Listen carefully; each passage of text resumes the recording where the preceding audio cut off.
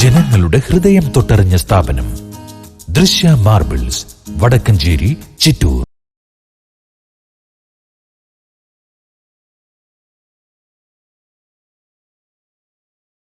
ഇതേപോലെ മറ്റു കാര്യങ്ങൾ ബാധിക്കുന്നുണ്ട് ഈ ഒരു ഭരണത്തെ? തീർച്ചയായിട്ടും അവരൊക്കെ തന്നെ നമ്മുടെ 100 വട്ടം പറയണത്.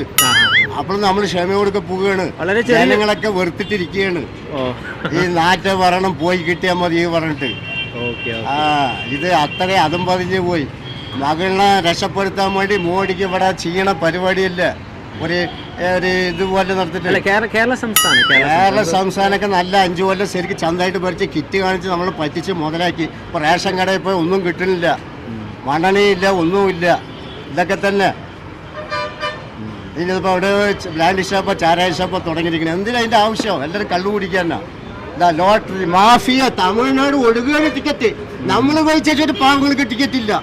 തമിഴ്നാട്ടിൽ ഒഴുകി പോവില്ല.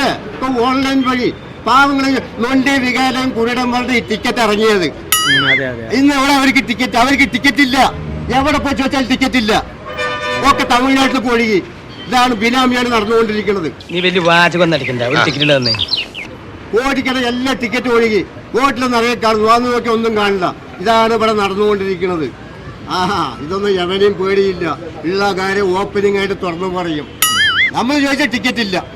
ഒക്കെ തമിഴ്നാട്, ഒക്കെ സ്റ്റേറ്റ് വിട്ട് ആ തമിഴന്മാരൊക്കെ ഇവിടെ പിടിച്ചു കൊടുക്കണം. ബംഗാളികളെ പറഞ്ഞാൽ ആ തമിഴന്മാർ ടിക്കറ്റ് കൊണ്ട് നമ്മൾ പിടിച്ചു കൊടുക്കണം. ഒരു ദിവസം എപ്പോഴും വേണ്ട കഴിയെന്ന് അറിയില്ല. നമ്മുടെ ആൾക്കാരുടെ പാവങ്ങൾക്ക് ടിക്കറ്റ് ഇല്ല. ടിക്കറ്റ് ചോദിച്ചാൽ ടിക്കറ്റ് ഇല്ല. ഏത് കടയിൽ പോയി 5 സെറ്റ് എടുത്ത് ടിക്കറ്റ് ഇല്ല. എല്ലാ കട്ടിങ് ഒക്കെ തമിഴന്മാർക്ക് വില കമ്മിയായിട്ട് കൊടുക്കുക. DC മുഴുക്ക അവർ വെക്കുക.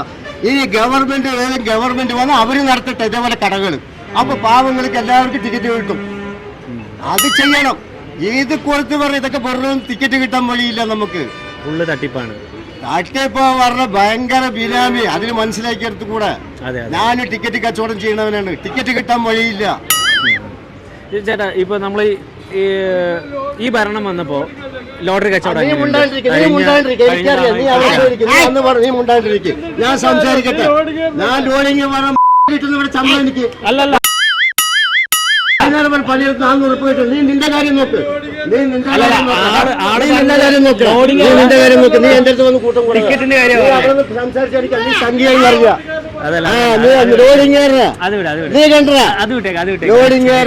ടിക്കറ്റ് കച്ചവടം പിന്നെ പാവങ്ങളെ കൂടെ നീ പിന്നെ ഏതാണ്? നിനക്ക് എന്താണ് കൂട്ടം? ഞാൻ സംസാരിക്കുന്നത്. കഴിഞ്ഞ ഭരണകൂടത്തെ അപേക്ഷിച്ച് ഇത്തവണ ഭരണ പരിഷ്കാരത്തിൽ ലോട്ടറി വിൽക്കുന്നതുമായിട്ട് എന്താണ് മാറ്റം വന്നിരിക്കുന്നത്? ലോട്ടറിയുടെ കച്ചവടത്തിൽ മാത്രം എന്താണ് മാറ്റം വന്നിരിക്കുന്നത്?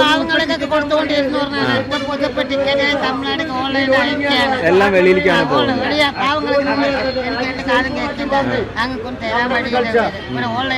എല്ലാരും പറയും കംപ്ലീറ്റ് തമിഴ്നാട്ടിലേക്കാണ്.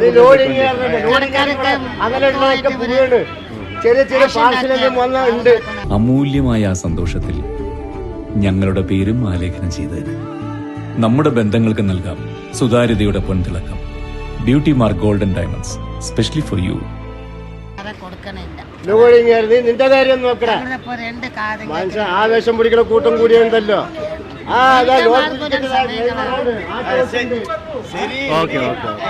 Okay thank you. എൻ്റെ ഒരു പേഴ്സണൽ അഭിപ്രായം എന്ന് പറഞ്ഞതെന്ന് വെച്ച് കഴിഞ്ഞാൽ നമുക്ക് പാലക്കാടിന് ഒരു ഇമേജ് ഉണ്ട് ഇത്ര കാലത്തിനിടയിൽ.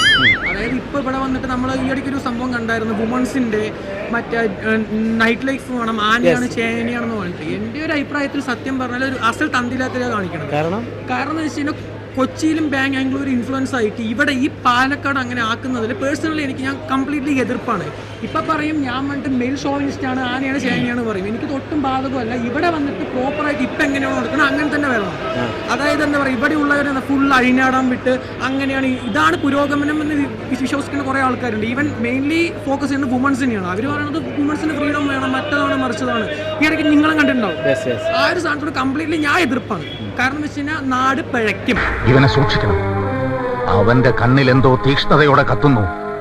അവന്റെ വാക്കിന് സൂചിവിനയുടെ മൂർച്ച. ഈ ഒരു വികസനം പറഞ്ഞപ്പോൾ ഞാൻ വേറെ കാര്യം പറയാം. ഞങ്ങൾ വന്നിട്ട് അവിടെ മുന്നേ, അതായത് ഈ ഫേമസ് ആണെന്ന് മുന്നേക്കാണ് പോയിട്ടുണ്ട്. അവിടെ വന്നിട്ട് ഇപ്പോൾ അവിടെ ആ ഒരു എന്താ പറയുക ഹട്ട് പോലെ ആക്കിയിട്ട് പാർക്കിംഗ് ഫീ എന്ന് പറഞ്ഞിട്ട് വാങ്ങുന്നുണ്ട്, അതേപോലെ തന്നെ എൻട്രൻസ് ഫീസ് എന്ന് പറഞ്ഞിട്ട് വാങ്ങുന്നുണ്ട്. അത് ആക്ച്വലി പക്ക കൊള്ളയാണ്. ഒന്നാമത്തെ കാര്യം ചെയ്യുന്നത് നിങ്ങൾ പോയിട്ട് നിങ്ങൾക്ക് മനസ്സിലാവും, പക്ക ഒരു എന്താ പറയുക അങ്ങനെ ഒരു സംഭവമാണ് അവർ ചെയ്തുകൊണ്ടിരിക്കുന്നത്.